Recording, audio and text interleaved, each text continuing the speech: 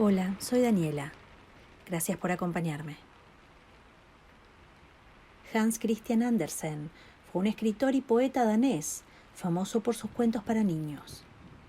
Hijo de un humilde zapatero, pronto aprendió diversos oficios, pero no finalizó ninguno. Con 14 años, huyó con poco dinero a Copenhague, dispuesto a hacer fortuna como actor y cantante. Escribió algunas obras y después de privaciones y desengaños, consiguió despertar el interés de personalidades del país que se ocuparon de su formación. Andersen siempre sintió que su origen humilde era un lastre y fantaseaba que era el hijo ilegítimo de un gran señor. En este relato, un joven sabio nórdico se encuentra en un país cálido del sur, lleno de sol. El extranjero vive en la noche, cuando el calor aplaca su intensidad. Una de esas noches, su sombra se desliga de su cuerpo, decide visitar el edificio de enfrente y no regresa. Lo hará muchos años después. Hoy escucharemos La sombra, de Hans Christian Andersen.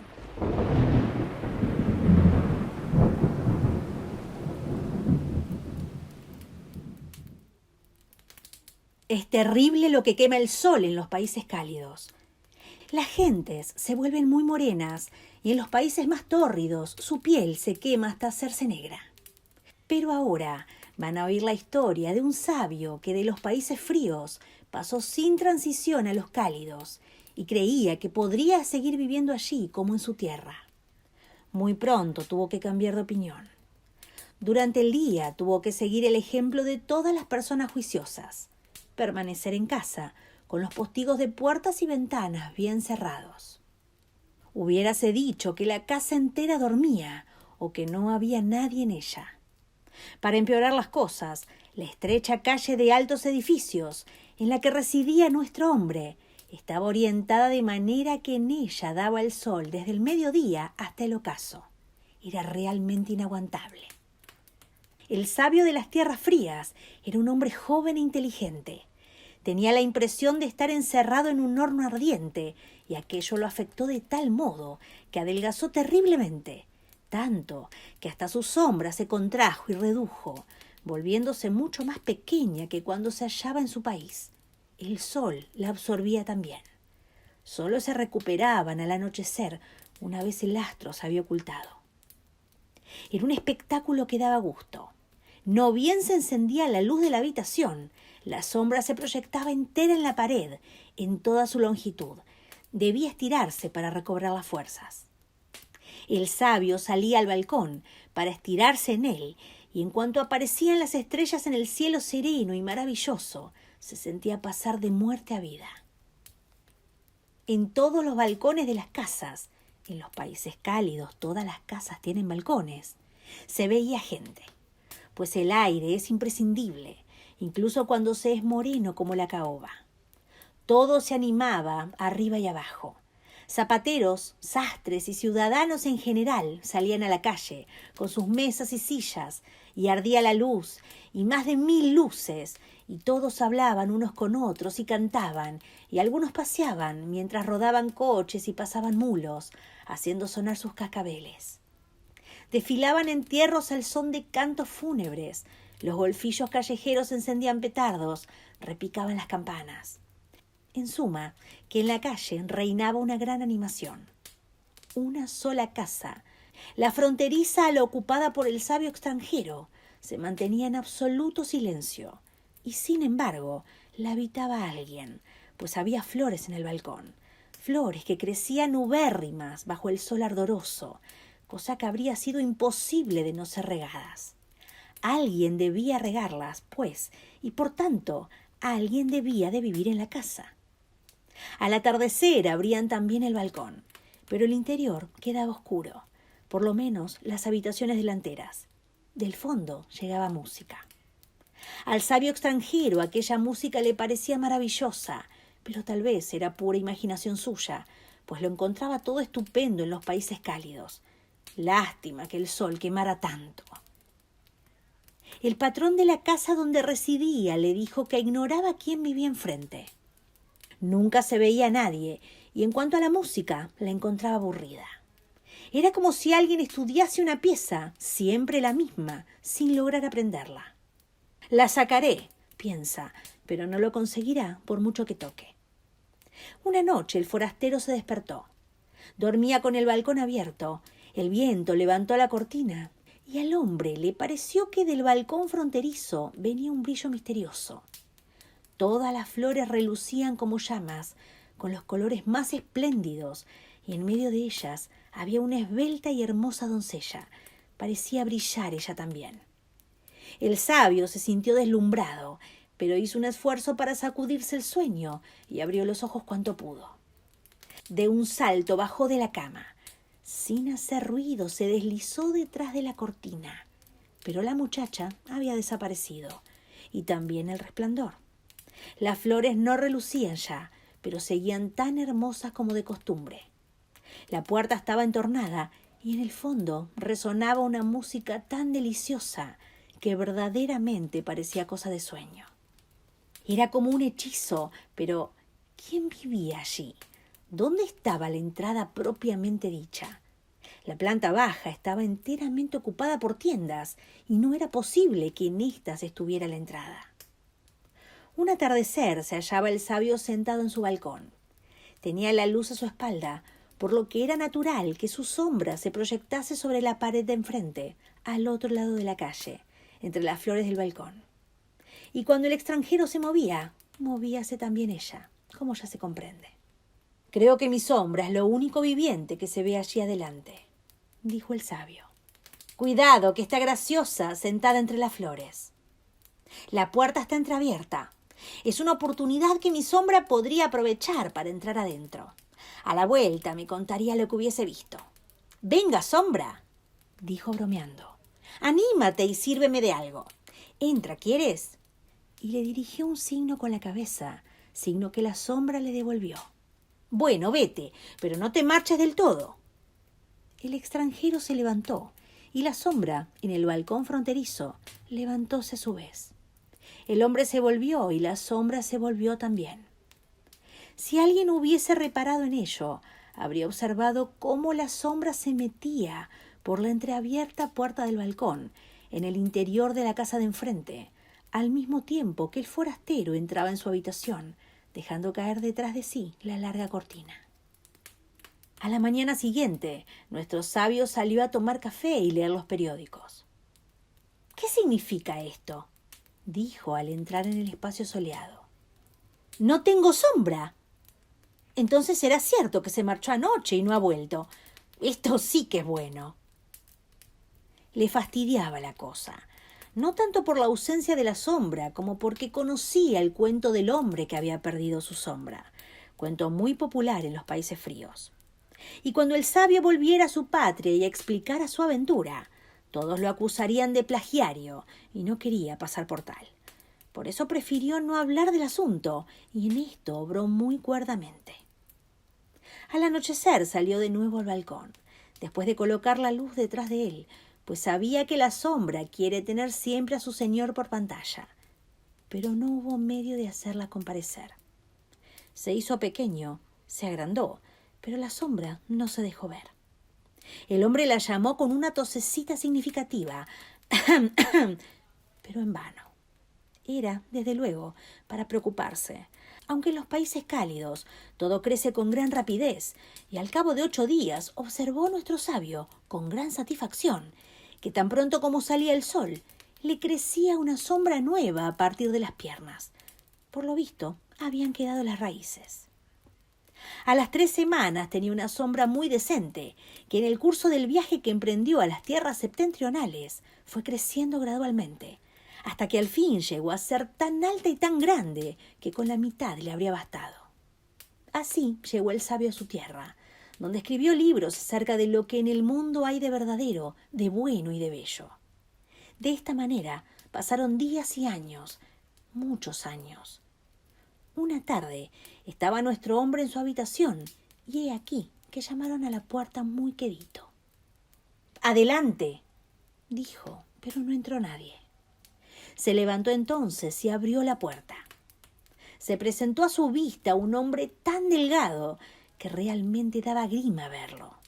Aparte esto, iba muy bien vestido y con aire de persona distinguida. ¿Con quién tengo el honor de hablar?, preguntó el sabio. Ya decía yo que no me reconocería, contestó el desconocido. Me he vuelto tan corpórea que incluso tengo carne y vestidos. Nunca pensó usted en verme en este estado de prosperidad. ¿No reconoce a su antigua sombra? Sin duda creyó que ya no iba a volver, pues lo he pasado muy bien desde que me separé de usted. He prosperado en todos los aspectos. Me gustaría comprar mi libertad. Tengo medios para hacerlo.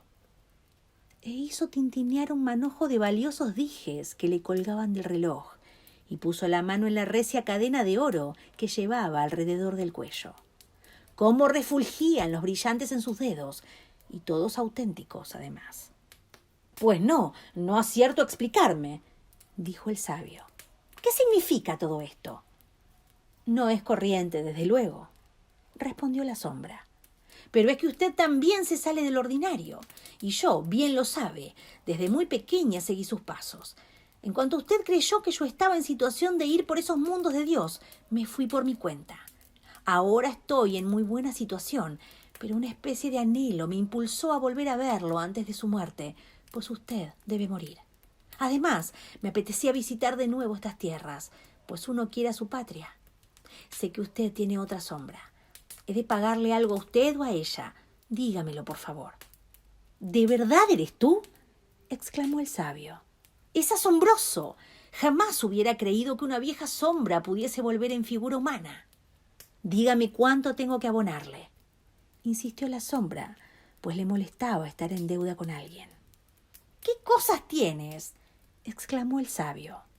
Aquí no se trata de deudas. Puedes sentirte tan libre como cualquiera. Me alegro mucho de tu buena fortuna.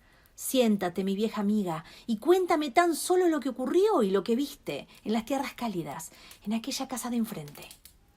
Voy a contárselo, dijo la sombra, tomando asiento. Pero tiene que prometerme no decir a nadie que yo fui un día su sombra, pues a lo mejor volvemos a encontrarnos en esa ciudad.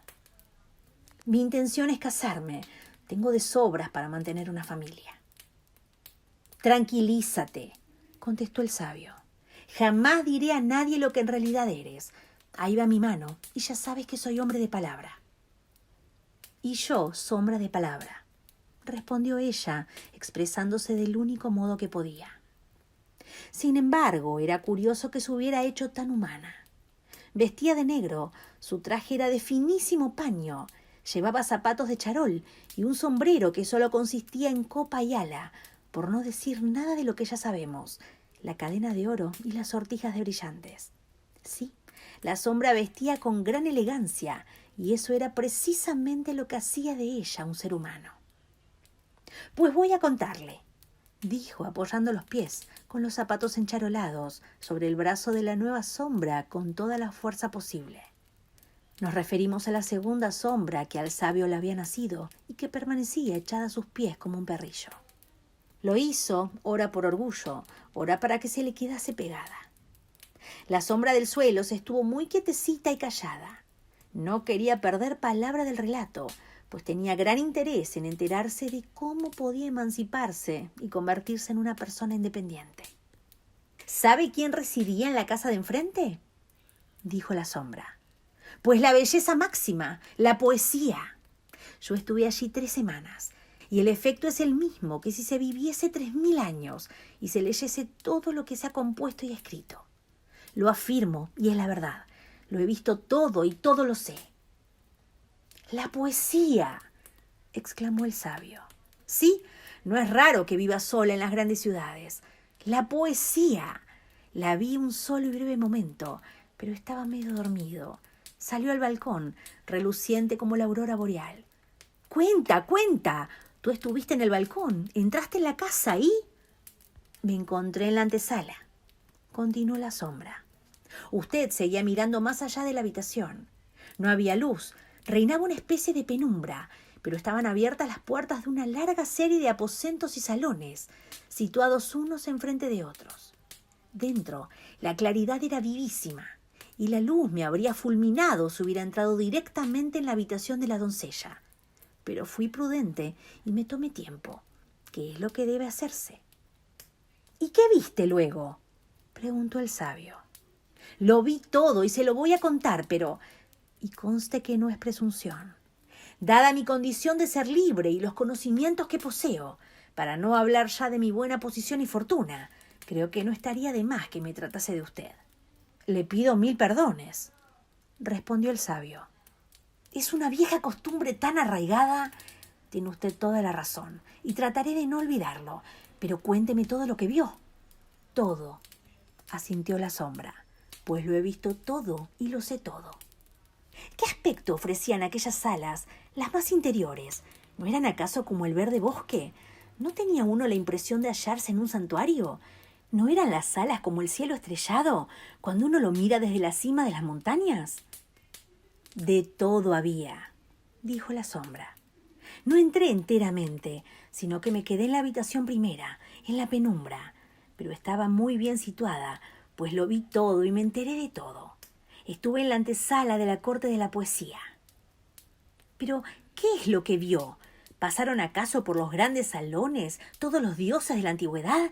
¿Combatían los antiguos héroes? ¿Jugaban niños encantadores y contaban sus sueños? Le digo que estuve allí y comprenderá sin duda que vi cuanto había que ver.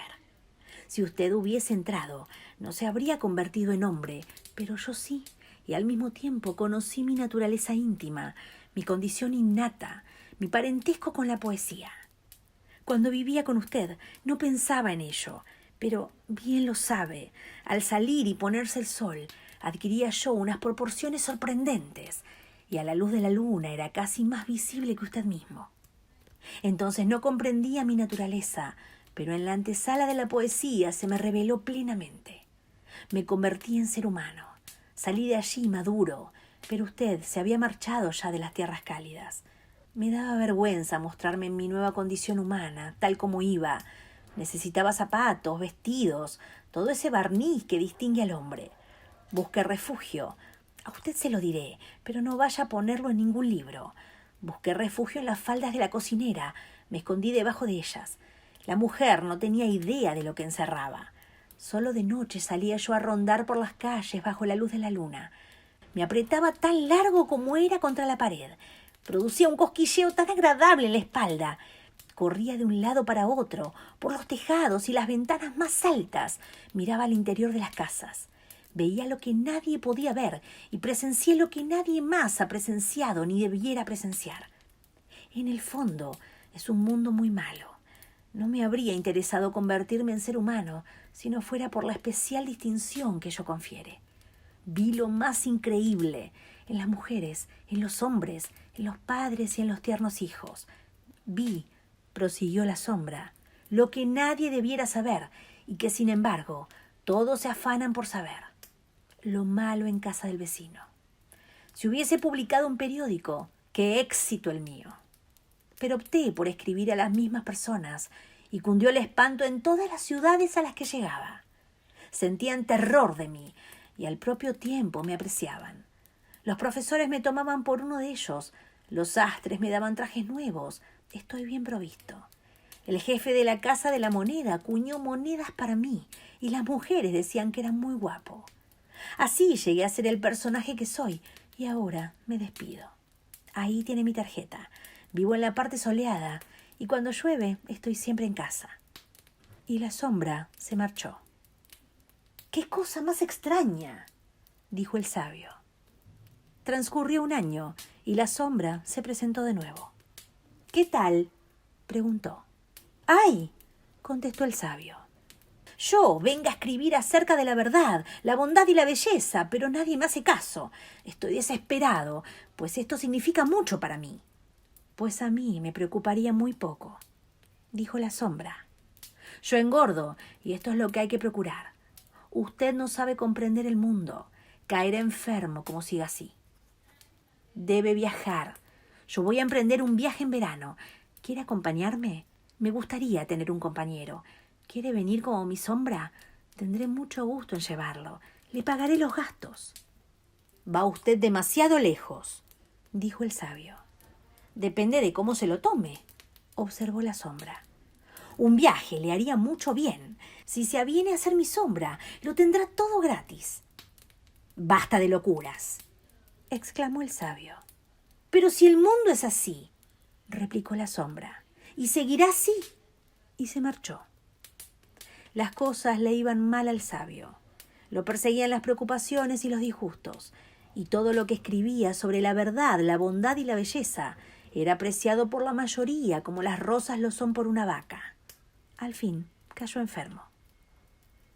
«Parece usted una sombra», decíale la gente, y al oírlo sentía como un escalofrío le recorría la espalda. «Vaya una temporada a un balneario», le aconsejó la sombra en la siguiente visita. «Es su único remedio. En consideración a nuestras antiguas relaciones, lo llevaré conmigo. Le pagaré el viaje, usted escribirá la crónica y me distraerá durante el camino. Pienso ir a tomar las aguas, pues la barba no me crece como debiera, lo cual no deja de ser una enfermedad, pues hay que tener barba. Sea razonable y acepte mi ofrecimiento. Viajaremos como compañeros». Y partieron. La sombra de señor y el señor de sombra. Iban siempre juntos, en coche, a pie o a caballo, el uno delante y el otro detrás o de lado, según la posición del sol en el cielo. La sombra se las arreglaba para ocupar siempre el lugar de precedencia, y el sabio no dejaba de advertirlo. Era muy bondadoso, dulce y amable, y un día dijo a la sombra: «Puesto que somos compañeros de viaje y además crecimos juntos, ¿por qué no nos tuteamos? Sería mucho más cordial». La sombra, que se había convertido en el verdadero señor, replicó: «Aprecio la franqueza y la buena intención con que me habla, y yo voy a corresponderle con la misma franqueza y sinceridad. Usted, que es hombre docto, sabe sin duda cuán rara es la naturaleza. Ciertas personas no pueden tocar papel gris, pues les marea. Otras no resisten el ruido de un clavo rascando un cristal, pues a mí me produce una impresión similar cada vez que lo oigo tratarme de tú. Me siento como aplastado contra el suelo, como cuando ocupaba mi antigua posición. Ya ve que se trata de un sentimiento, no de orgullo. No puedo permitir que usted me tutee, pero en cambio yo lo trataré de tú con mucho gusto, con lo cual quedará satisfecha la mitad de su deseo». Y la sombra se puso a tutear a su ex señor. «Realmente pasa ya de la raya», pensó el sabio. «Que yo tenga que tratarla de usted y en cambio ella me trate a mí de tú». Pero tuvo que resignarse. Llegaron a un balneario donde había muchos extranjeros, entre ellos una hermosa princesa aquejada de una rara enfermedad. Su vista era excesivamente penetrante, lo cual era para inquietar a cualquiera. Enseguida se dio cuenta de que el nuevo huésped era completamente distinto de todos los demás. «Dicen que ha venido para que le crezca la barba, pero el verdadero motivo, yo lo sé, es que no puede proyectar sombra». Despertada su curiosidad, procuró entrar enseguida en relación con el recién llegado. Por su calidad de princesa no necesitaba andarse de muchas ceremonias, por lo que al encontrarse con él en el paseo le dijo: «La enfermedad de usted es que no tiene sombra». «Su Alteza Real ha mejorado mucho de su dolencia», dijo la sombra. «Sé que su mal consiste en tener la visión demasiado aguda, pero observo que se ha curado. El caso es que tengo una sombra que se aparta de lo vulgar. ¿Ve vuestra Alteza este personaje que me acompaña constantemente? Los demás tienen una sombra ordinaria, pero a mí lo corriente no me gusta. Es frecuente que se vista a los criados con una librea de tela más fina que la que lleva el señor. Por la misma razón, he vestido de persona a mi sombra. Fíjese que incluso le he suministrado una sombra propia. Es muy costoso, pero me deleita poseer algo que sea exclusivamente mío». «¿Cómo?», pensó la princesa. «¿Es posible que me haya curado? Este balneario es el mejor de todos. En nuestra época el agua posee virtudes sorprendentes, pero no me marcharé, pues esto empieza ahora a resultar divertido. Este extranjero me gusta. Ojalá no le crezca la barba, pues entonces no se marcharía enseguida». Aquella noche, en el gran salón de fiestas, bailaron la princesa y la sombra. Con ser ella muy ligera, la sombra lo era mucho más. Nunca había bailado con una pareja como aquella. Le dijo de qué país era y resultó que él lo conocía. había estado en él, en ausencia de la princesa. Se había asomado a las ventanas y escudriñado los pisos de arriba y los de abajo. Lo vio todo, por eso pudo responder a su interlocutora y darle tales noticias que quedó admirada. Sin duda era el hombre más sabio del mundo entero.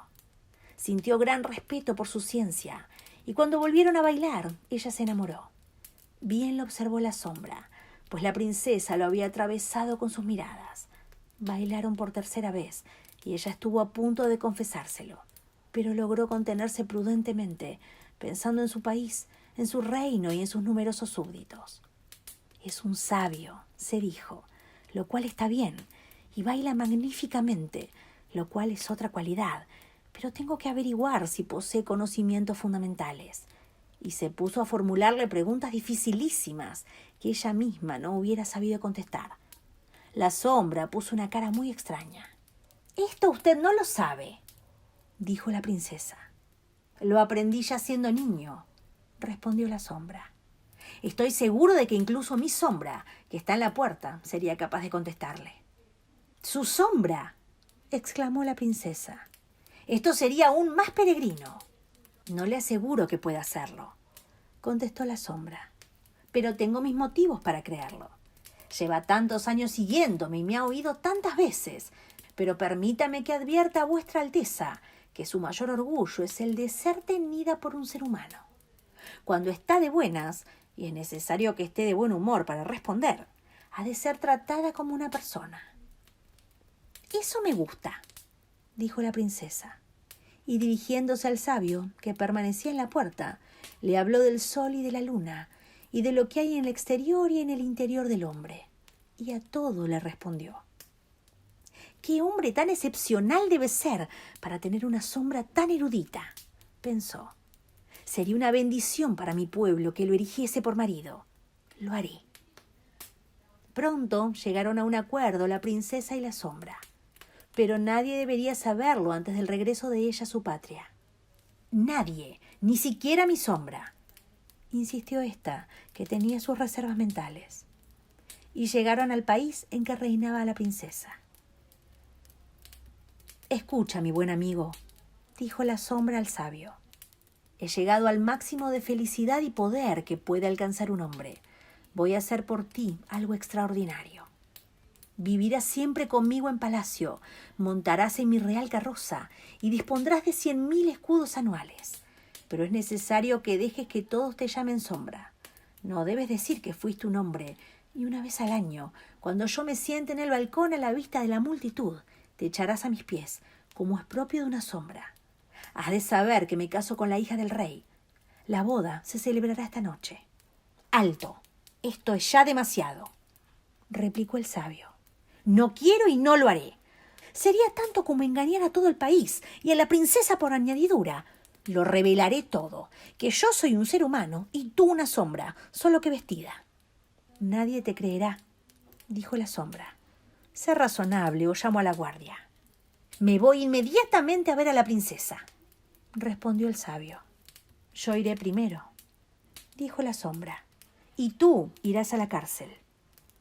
Y así fue, pues los centinelas obedecieron a aquel que, según sabían, se casaría con la hija del rey.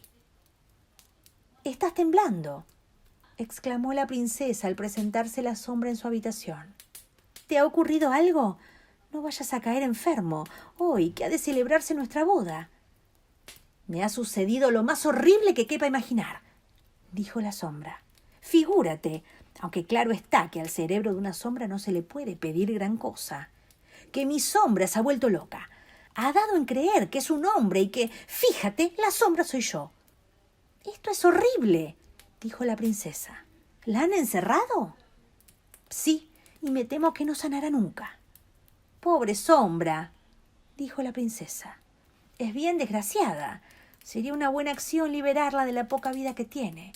Y pensándolo bien, creo que será necesario acabar con ella sin armar ruido». «Es dura cosa», observó la sombra, «pues siempre fue una fiel servidora». Y simuló que suspiraba. «¡Qué alma más noble!», dijo la princesa. Aquella noche iluminóse toda la ciudad y fueron disparadas salvas de artillería. ¡Bum! y las tropas presentaron armas. ¡Vaya boda! La princesa y la sombra salieron al balcón para que el pueblo los viese y los aclamase. Y el sabio no supo nada de todas aquellas magnificencias. Le habían quitado la vida.